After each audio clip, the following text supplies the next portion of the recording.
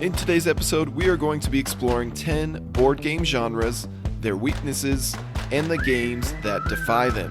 My name is Nick Murray, and you are listening to the Bitewing Games podcast.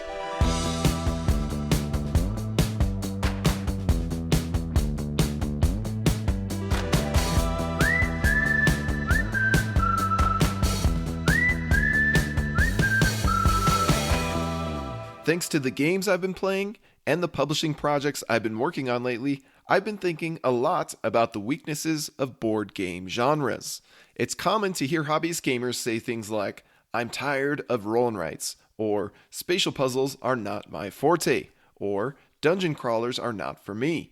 While dropping different games into various genre buckets is helpful in many ways, I've found that some designs manage to subvert their genre's expectations.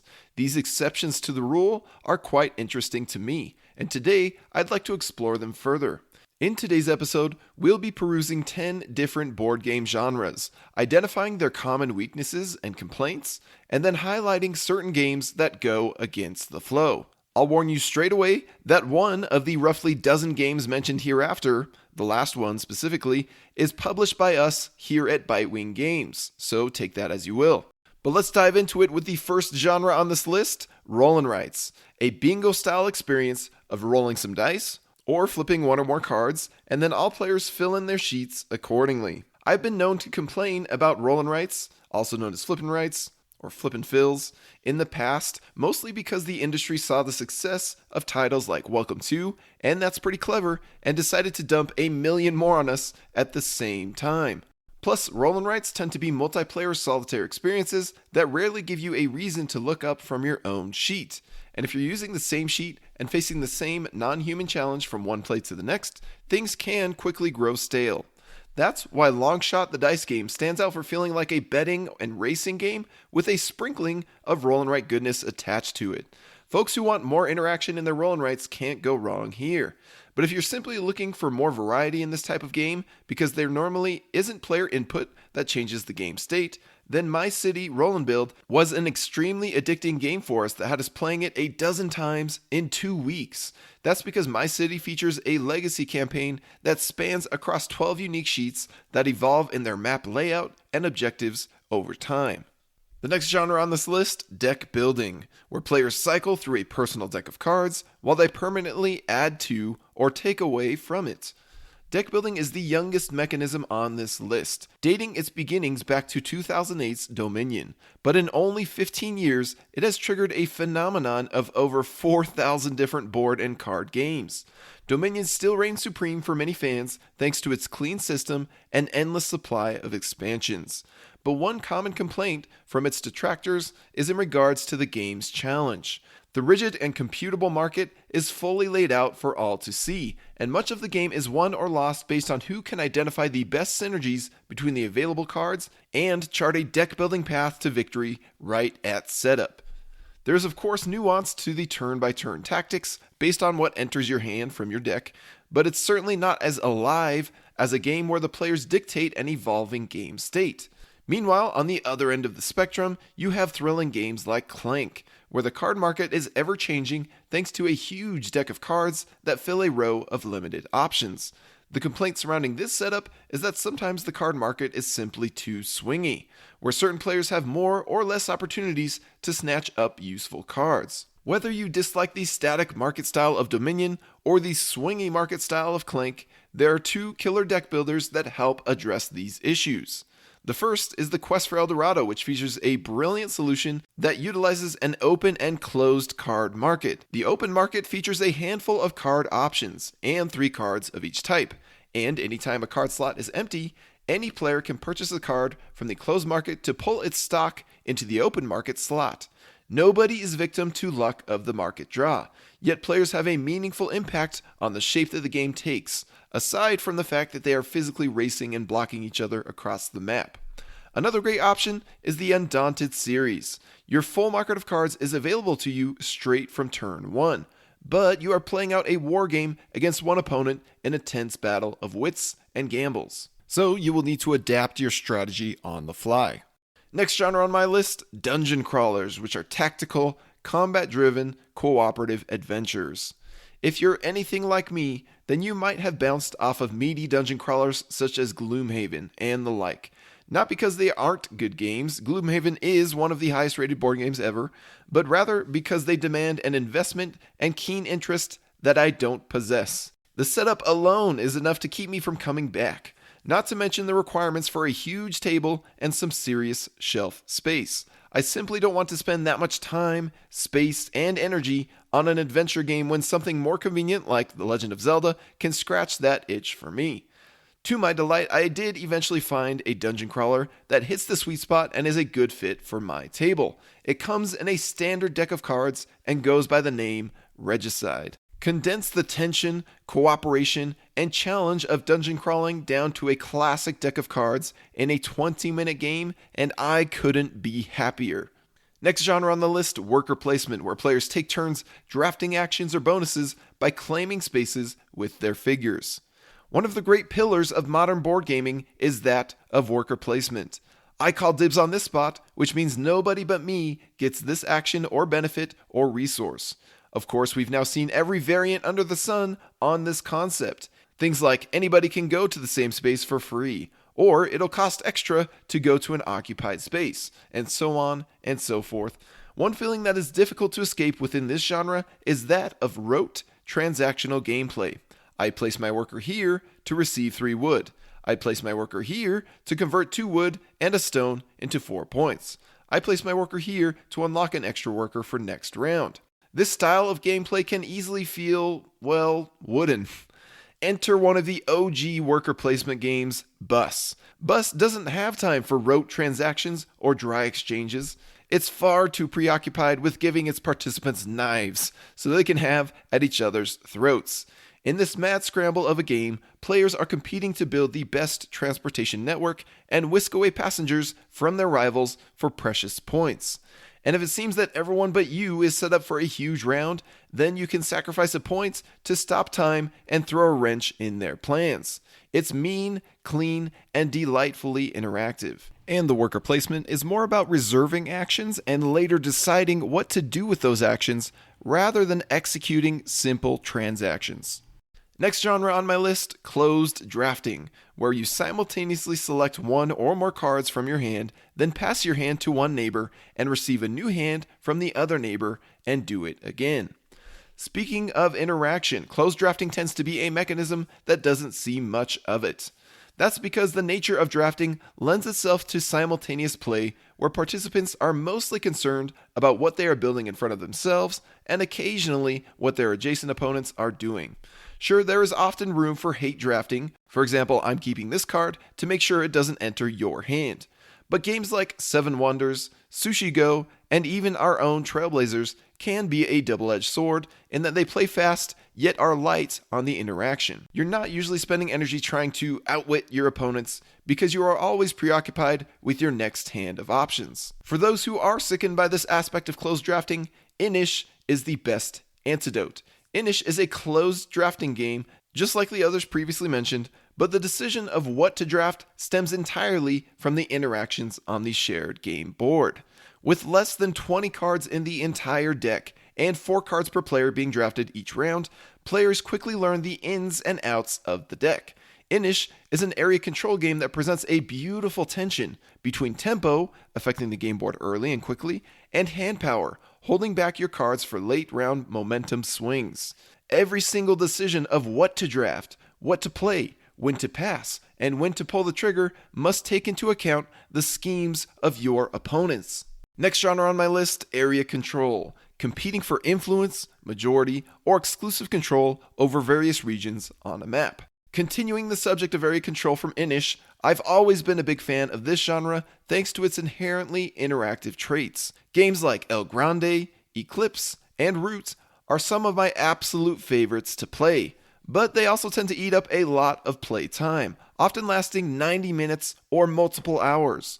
For those who want that same level of tension and a shorter experience, you can find it in games like Rumble Nation and Municipium. Both of these games hit that super filler sweet spot of only lasting 30 or 60 minutes, yet they still manage to pack a huge punch with juicy strategery. The other complaint you'll hear of some area control games is that of turtling, where one or more players will hide in a corner of the map and avoid conflict as much as possible, instead seeking to milk the game for easy, overlooked points. Such a strategy is not possible with games like Kemet or Tigris and Euphrates. In Kemet, every region of the board is only 2 spaces away from every other region, thanks to the use of river ports and obelisks, which basically teleport you across the map. There is no escaping the wrath of your ferocious opponents. Also, players are incentivized to be aggressive because victorious attackers gain permanent points.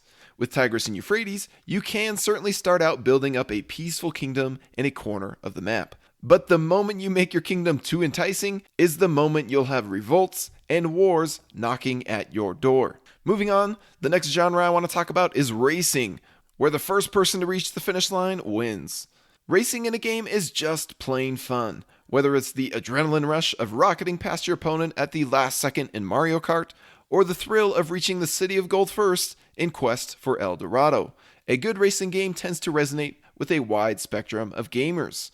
The only time it's not all that fun is when your group sees a runaway leader long before the game is over, or when one player falls hopelessly far behind the pack. One game that seems to overcome these common issues, at least from my 8 plays of it, is Heat Pedal to the Metal. It's not so easy to remain a runaway leader here when the players behind you can slipstream off of each other for bonus movement.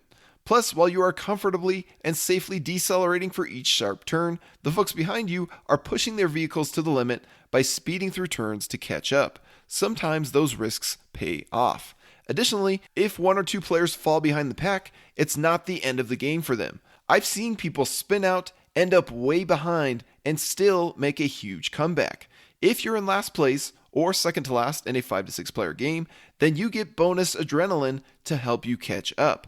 It's not as rubber bandy as the bullet bill in Mario Kart, but it is just enough to give you hope for a victory, assuming you can play your cards well through the rest of the race. Next genre on my list, auctions, where the highest bidder gets the biggest prize.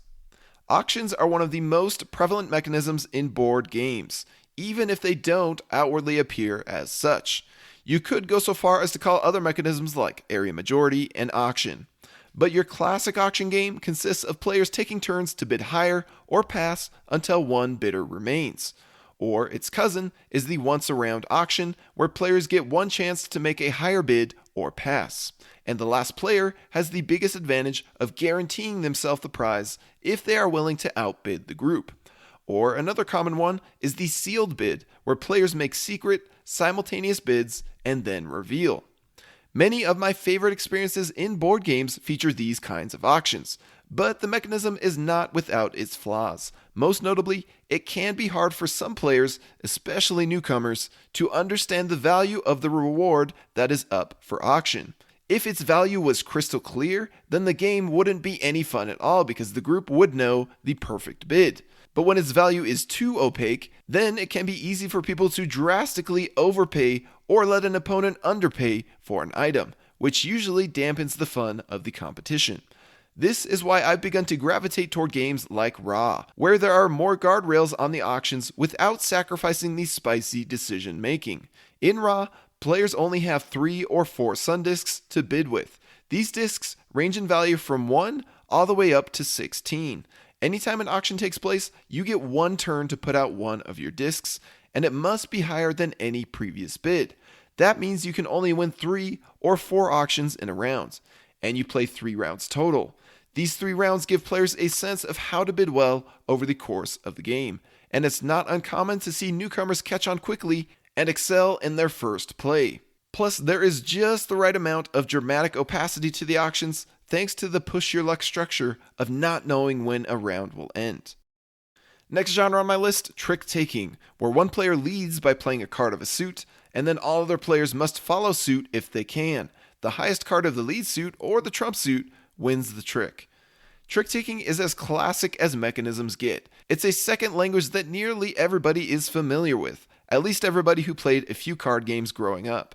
Despite the fact that many of us understand this language, few are expertly fluent. That especially becomes an issue in team-based trick takers where you feel the pressure to perform well for your teammates. Flubbing your card play decisions brings shame on yourself and ire from your teammate. This problem is transformed into a feature though with the game Inside Job. Everybody is on the same team cooperating together, yet one person is secretly a traitor. Thus, a bad card coming from a teammate's hand draws suspicion rather than ire. But the limits of trick-taking also allow them to feign innocence, because secrets are so much more fun than shame. The other issue you'll find in many trick-takers is luck of the deal. Sometimes you get dealt a garbage hand, and the game doesn't equip you with any resources or flexibility to deal with it. Players who are easily frustrated by such states will find much to appreciate in the game Cat in the Box Deluxe Edition. This trick-taker deals you a blank canvas of cards. Choose your own suit. Make your own luck. Just don't abuse that freedom so hard that you trigger a penalizing paradox. And finally, we're going to wrap things up with the 10th genre, logic deduction, or puzzling out the truth by piecing together the information and clues. While many of us grew up playing Clue, also known as Cluedo, you know what I'm talking about. It was Colonel Mustard in the library with a candlestick. We've been blessed with a wealth of recent deduction games that have taken the genre even further. Games like Cryptid and Search for Planet X have been some of our household favorites, yet they still don't tend to hit our table as much as games from other genres. I've attributed a few reasons to this. For one thing, games like Cryptid can be fragile. When players are publicly sharing hidden information, it can be easy for somebody to accidentally give the wrong information and thus break the entire puzzle for everyone. It's not a deal breaker, but it is something to at least be cautious of. Fortunately, Search for Planet X eliminates this problem with the use of an app that always provides accurate information to its participants. But Search for Planet X is not a game that I tend to break out at game night unless it's just my wife and I, because the experience is very quiet and solitaire. If I'm inviting people over to play games, be it friends or family, then I prefer to interact with them rather than give them homework. Furthermore, it can be difficult to excite your guests with a deduction game when so many of them are dry and abstract. That's why I'm so excited about our upcoming publication, Spectral. Somehow, designer Ryan Courtney managed to concoct a deduction game that is non-fragile, interactive, and dramatic. It keeps all the things I love about a good deduction game, piecing together information, taking risks based on incomplete facts, and it builds upon them with a thrillingly competitive treasure hunt in a haunted manner.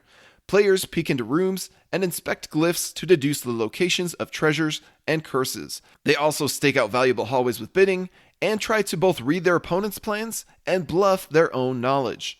All of this leads to a thrilling climax when the treasures and curses are revealed and players claim their bounty or suffer a spectral fate.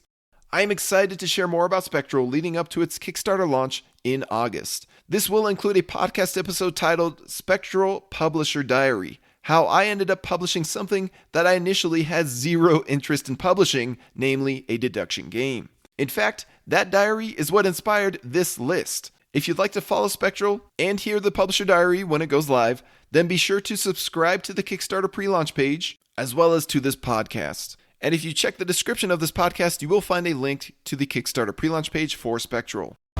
And finally, a big thanks goes out to all of our Kickstarter backers. We wouldn't be able to record these episodes and highlight so many great games without your support. Between the research and writing and recording and editing, it simply takes too much time to sustain this level of content on our own. But that's all for this episode. Thank you for tuning in. My name is Nick Murray, and you've been listening to the Bitewing Games Podcast.